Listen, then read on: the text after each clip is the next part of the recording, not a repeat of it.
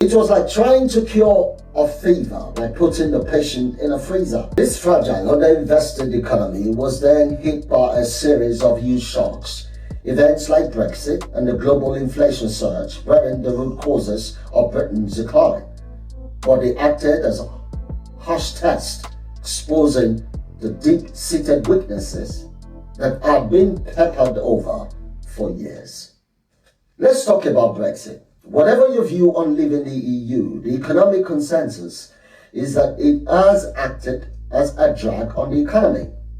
New trade frictions added costs to businesses, and studies have shown it contributed to higher food prices. It's no surprise then that polls have consistently shown a large chunk of the public links Brexit to the rising cost of living. One 2024 poll found 79% of people believe it has been a contributing factor.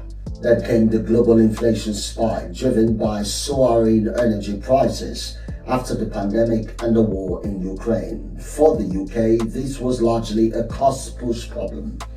The economy wasn't overheating with everyone spending too much. It was being hammered by rising costs of essential imports, especially energy. Britain's dependence on imported energy, including around 45% of its gas supply, made the country uniquely vulnerable. The soaring costs piled immense pressure on energy-intensive industries like steel and chemicals, contributing to production costs. The Bank of England's response was to aggressively raise interest rates, but this was a blunt instrument. It punished households with higher mortgage payments and discouraged business investments, all without fixing the underlying supply side of the problem. It was like trying to cure a fever by putting the patient in a freezer. The medicine was painful, but it didn't treat the disease.